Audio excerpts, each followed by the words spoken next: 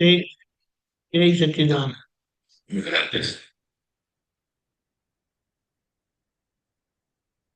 હું તું તે કરતા નથી કોઈ, જગ ઊભું છે હિસાબે રે. જેવા ભાવે મૂડી ખર્ચવી, પ્રકાશ આત્મા આપે રે.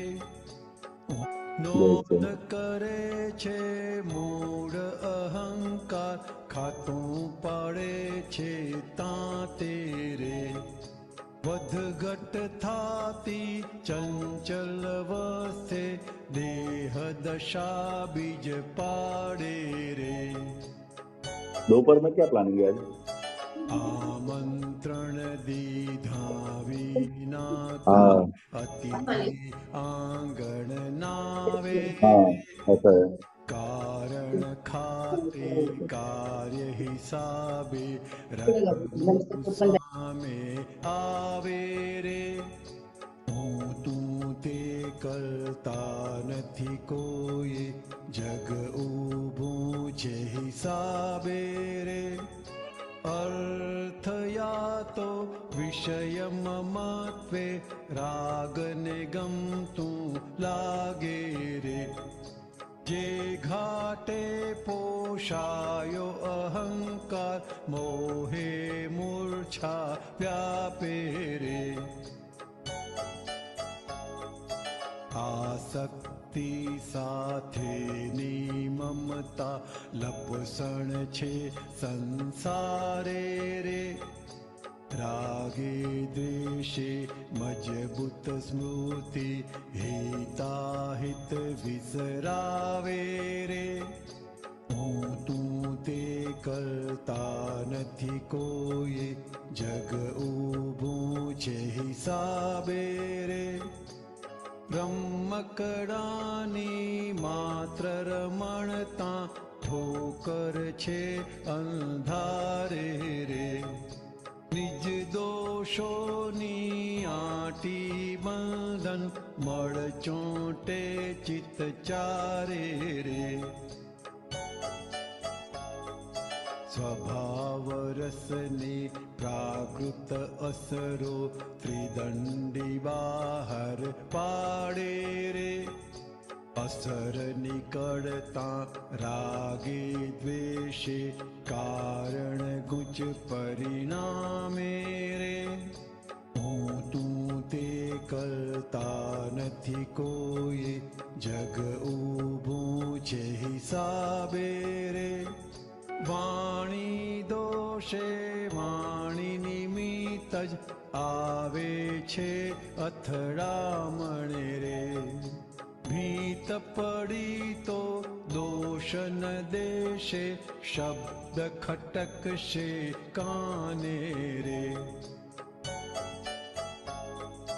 તર છોડોથી કડું હિસાબો આવે છે અપમાને રે.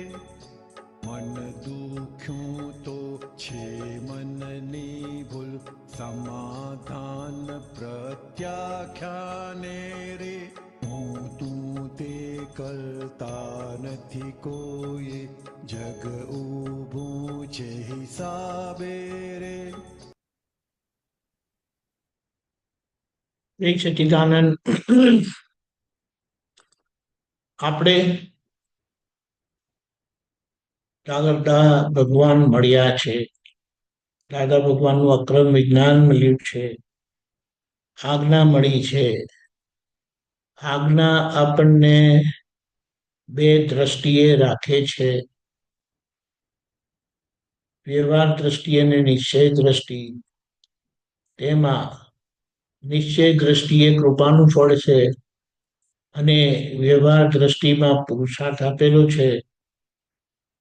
નિશ્ચય દ્રષ્ટિ જુએ, નિશ્ચય દ્રષ્ટિ એ કૃપાના ફળથી શુક્લ ધ્યાન ખુલ્લું થયું એટલે આપણે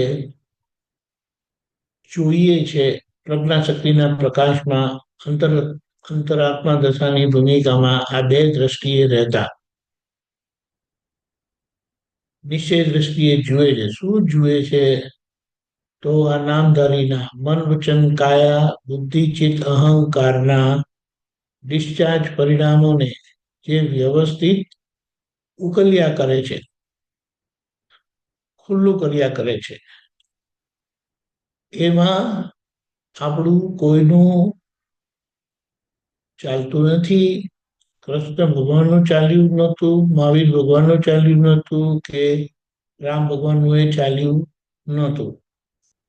હવે જે વ્યવહાર દ્રષ્ટિની આજ્ઞા છે ત્યાં આજે આપણે છીએ, અને એ વ્યવહાર દ્રષ્ટિની આજ્ઞાથી આપણે બહાર ધર્મ ધ્યાનમાં રહીએ છીએ, અને નિશ્ચય દ્રષ્ટિની આજ્ઞાથી આપણે અંદર શુક્લ ધ્યાનમાં રહીએ છીએ.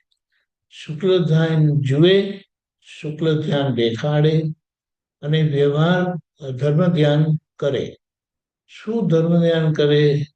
તો જે આગળ ભૂલો થયેલી છે એને ધર્મ ધ્યાન રિપેર કરે, અને એ ધર્મ ધ્યાનના કારણે આજ્ઞા પૂરતું ધર્મ ધ્યાન થાય છે, અને આજ્ઞા થકી ધર્મ ધ્યાન થાય છે. એના લીધે આપણને મહાવિદ્ય ક્ષેત્રમાં જન્મ મળે છે, કારણ કે આજ્ઞા જ્ઞાની પુરુષની છે, અને જ્ઞાની પુરુષ દાદા ભગવાને એની વ્યવસ્થા આપણને એવી કરી આપી છે કે અહીંથી સીધું મોક્ષે જવાય એમ નથી. પણ મહાવિદ્ય ક્ષેત્રે જ્યાં સિમંદર સ્વામી ભગવાન છે, અહીંયાથી શુક્લ ધ્યાન પ્રાપ્ત કરીને એવું ધર્મ ધ્યાન કરીએ કે જેનાથી સર્વજ્ઞ પુરુષ હાજર તીર્થંકર ભગવાનના દર્શન થાય, અને એમના દર્શન થતા જ કેવળ જ્ઞાન પામીશું. એટલે અહીંયા જે વ્યવસ્થિત શક્તિ કરાવે છે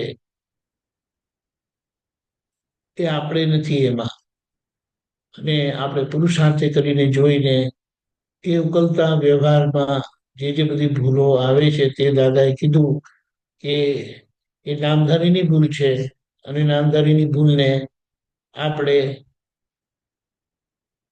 નામધારીને કહેવાનું કે તમે ચોખ્ખી કરી દો. એટલે આખા જે પદ આવેલું છે એ આખા પદમાં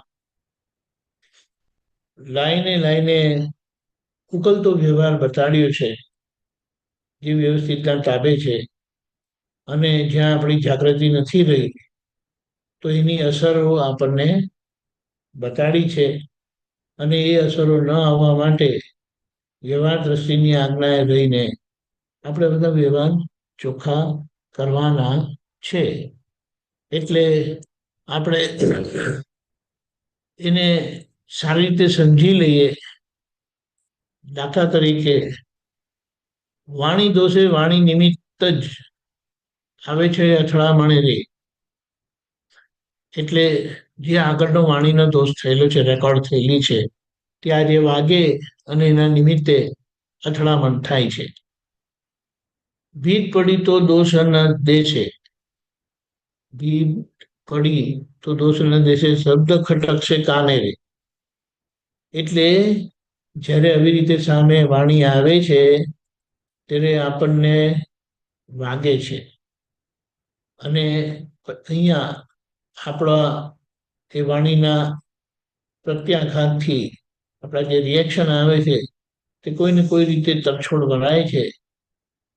એવડો હિસાબ આપણી પાસે એવું કરાવે છે, અને અપમાન આવે છે. તો પછી હવે અહીંયા મન દુખ્યું એટલે આપણને ગમતું નથી, તો ત્યાં એ મનની ભૂલ છે.